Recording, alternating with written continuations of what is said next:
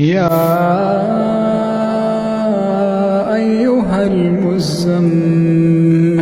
قم الليل إلا قليلا نصفه أو انقص منه قليلا أو زد عليه ورتل القرآن ترتيلا إنا سنلقي عليك قولا ثقيلا إن ناشئة الليل هي أشد وطئا